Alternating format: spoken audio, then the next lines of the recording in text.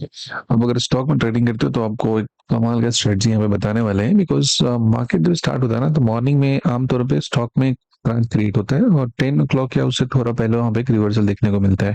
Point होता है कि क्या हम उसको सही तरीके से आइडेंटिफाई कर पाते हैं या नहीं कर पाते हैं, इसको समझेंगे। स्टॉक का नाम यहाँ पे डिस्क्लोज नहीं किया गया बिकॉज ऑफ सम जो भी उनके रीजन होते हैं हमको आजकल नहीं करना है, तो यहाँ पे स्टॉक का नाम लिखा है XYZ। और यहाँ पे राइट साइड में प्राइस है, अगर आप स्टॉक्स को फॉलो करते होंगे तो आपको नाम पता चल जाएगा किसका है ये। और हम लोग इसमें जानने वाले हैं, समझने वाले हैं कि किस तरीके से यहाँ पे रिवर्सल है उसको हम लोग सही टाइम पे आइडेंटिफाई कर सकते हैं और उसके डायरेक्शन में एक एंट्री प्लान कर सकते हैं। अपने सामने जो स्टॉक दिया हुआ है इसमें हुआ क्या था कि लास्ट डे के रिस्पेक्ट में अगर हम बात करेंगे तो ये स्टॉक यहाँ से खुला था और इसमें हम देखोगे तो इसमें कुछ गैप ठीक ठाक था, यहाँ पे जाके गैप पे ओपनिंग हुआ था, ये लगभग लगभग हमारा 1.28% का गैप है, यहाँ से ओपन हुआ था। ठीक है जी, बढ़िया बात है। अब जब ये 1.28% का गैप हुआ था, इसके बाद देखेंगे तो ये जो हमारे सामने का कैंडल लगा हुआ है, इस कैंडल का जो टाइम फ्रेम है ना, ये 2 मिनट के टाइम फ्रेम का चार्ट आपको दिख रहा है।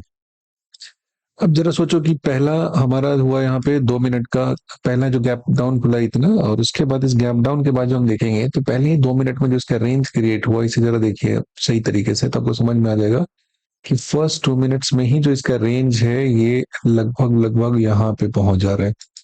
ये 3.49% होगा, 3.5% का गैप यहाँ पे हमें देखने को मिल जा रहा है। अब बात ये होता है कि इतना ज्यादा जब यहाँ पे गैप है, फिर इसमें रिवर्सल के बारे में हमें सोचना भी चाहिए या नहीं सोचना चाहिए, तो सबसे बड़ी बात है तो हाँ सोचना चाहिए, बिकॉज ऐसे ही केसेस में रिवर्सल आता है वो इस बात से होता है कि हम यहाँ पे किसी भी तरह के पैटर्न का बात नहीं कर रहे हैं, ठीक है, कि ये हो रहा है, ना ही मूविंग एवरेज के क्रॉस ओवर की बात कर रहे हैं। हम लोग बात कर रहे हैं यहाँ पे इसके पीछे होने वाले साइकोलॉजी की बात कर रहे हैं, ठीक है।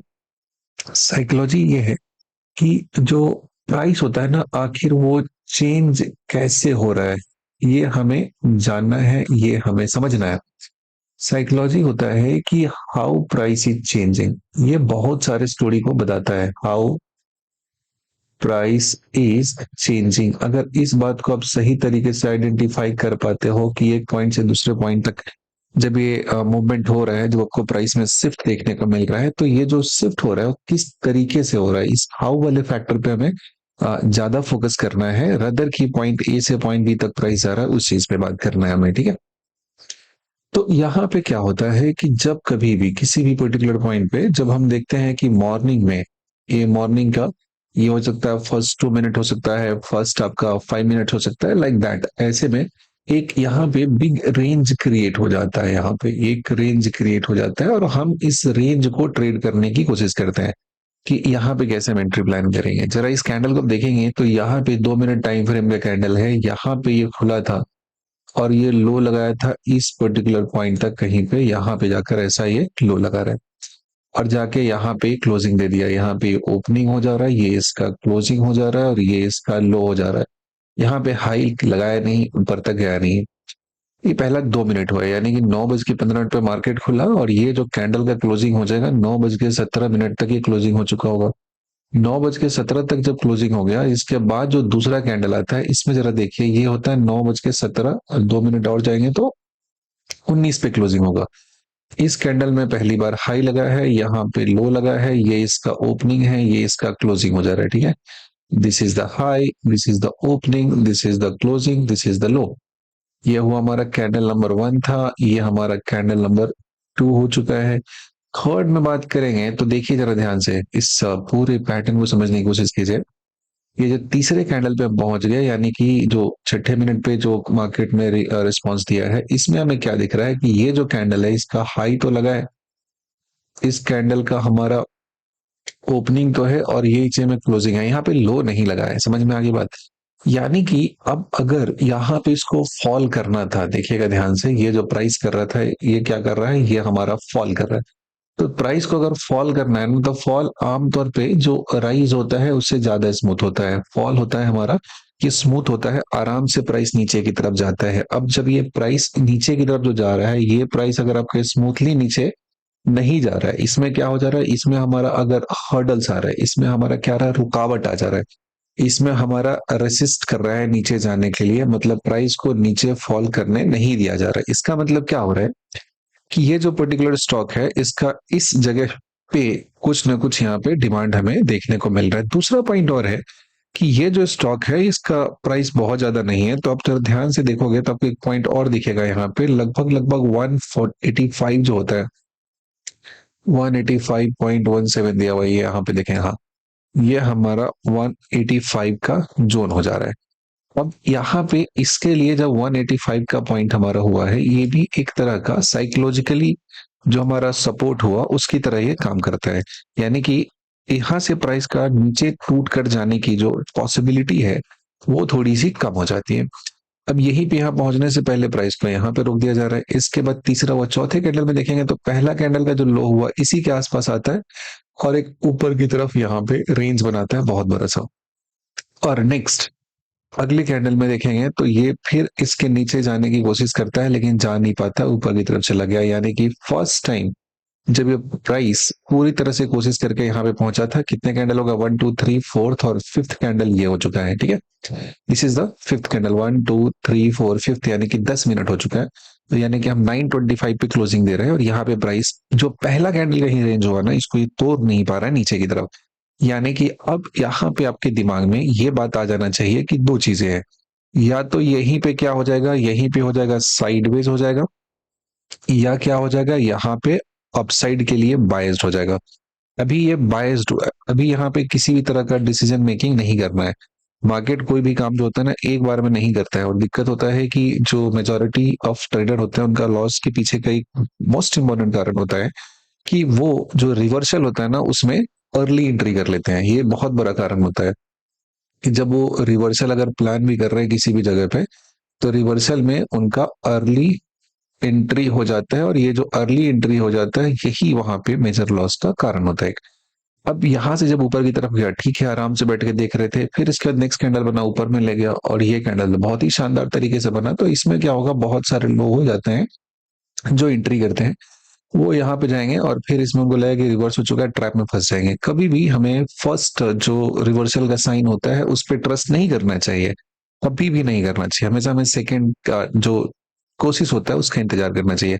अब जरा एक और बात ध्यान से देखेंगे, इस 2 मिनट टाइम फ्रेम पे ये थोड़ा सा एकदम जूम इन करके बात हो रहा है कि ये तीनों का तीनों कैंडल होता है, तीनों का तीनों ग्रीन कैंडल है। ये होता है फर्स्ट पॉइंट, ये जो फर्स्ट रिवर्सल का लेग यहाँ पे आता है, इस रिवर्सल के लेग में अगर हम बात करेंगे बहुत माइक्रो लेवल पे, ऐसे कुछ नहीं पैटर्न बनता हुआ देखना है, इसकी बात करनी है, कुछ भी नहीं करना है। इसमें दो बातें कॉमन है, क्या आप इस बात को फिगर आउट कर सकते हैं?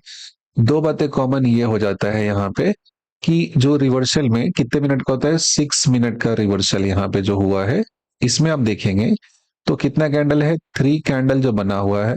इसमें पहला तो होगा कि ऑल आर ग्रीन, तो ये हमारे डायरेक्शन में जाने के लिए हमें वो हेल्प कर रहा है कि हाँ इस डायरेक्शन में जाने की जो पॉसिबिलिटी है वो क्या है, ज्यादा है। और जब इस डायरेक्शन में जाने की पॉसिबिलिटी ज्यादा है तो हमें इधर बेट करना है। दूसरा बात क्या होता है, एक सबसे जो पावरफुल चीज है जो सारे स्टोरी को रिवील कर रहा है, वो क्या कर रहा है, ये है नॉन ओवरलैपिंग कैंडल है। नॉन ओवरलैपिंग कैंडल है।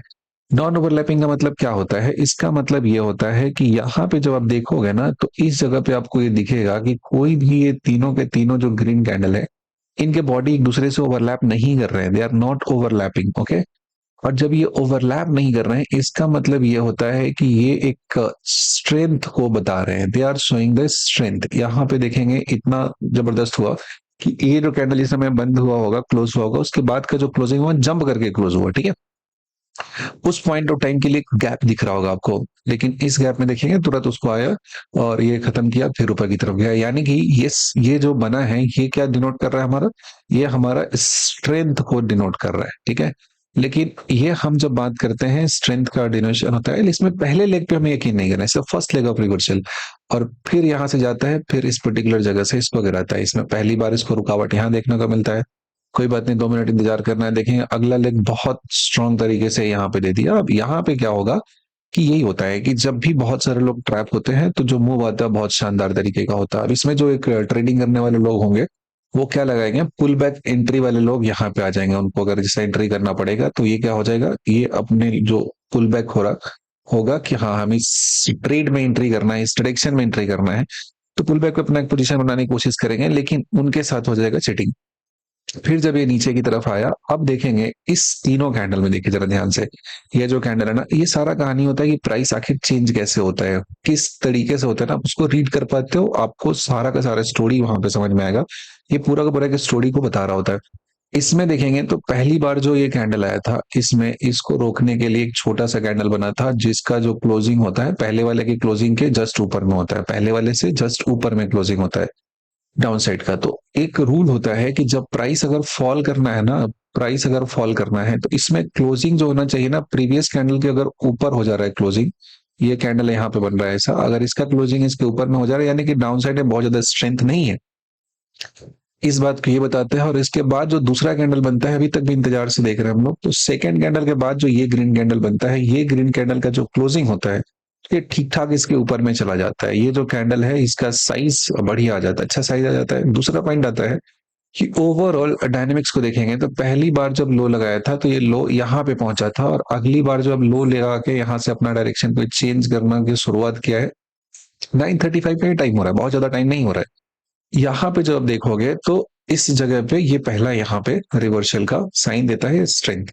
अब बहुत ज्यादा कंजर्वेटिव ट्रेडर हैं तो आपका एंट्री यहाँ पे भी नहीं बनता है, आप यहाँ पे बैठ के आराम से इंतजार कर रहे होते हैं। लेकिन जैसे ही आप देखोगे इस कैंडल को देखोगे, इस पर्टिकुलर पॉइंट पे अब आ जाते हैं और देखते हैं, तो यहाँ पे एक आपका शानदार तरीके का कैंडल का फॉर्मेशन होता है। इस कैंडल को अगर देखेंगे तो इसका open is equals to low है, यानी कि जहां पे खुला है प्राइस वहीं से ऊपर की तरफ मूव कर गया।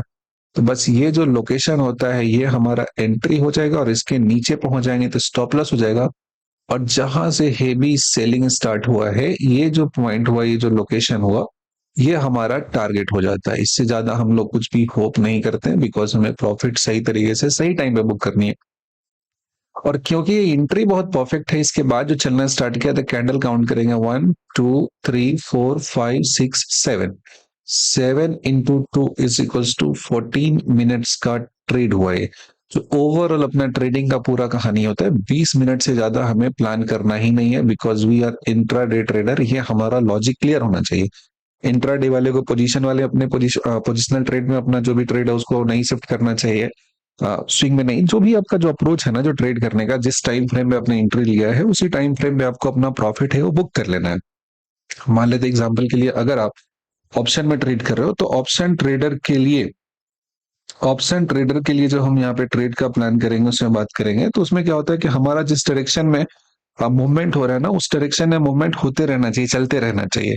वो उस चीज को सही तरीके से जो बात रिफ्लेक्ट करता है वो होता है नॉन ओवरलैपिंग कैंडल होता है। अगर आपका कैंडल ओवरलैप करने लगा, इसका मतलब आपके लिए वो ट्रेड अभी बचा हुआ नहीं है। तो इस बात को आपको समझना पड़ेगा, और इस तरीके से अगर आप एंट्री करते हैं तो राइट एंट्री के साथ राइट टाइम पे आप अपना जो प्रॉफिट है उसे बुक कर लेंगे। तो उम्मीद करते हैं इससे काफी कुछ इंसाइट मिला होगा और आपको अच्छे तरीके से एक ट्रेड लेने में हेल्प करेगा आने वाले टाइम में। चलिए, यहाँ तक देखने के लिए आपका बहुत बहुत धन्यवाद।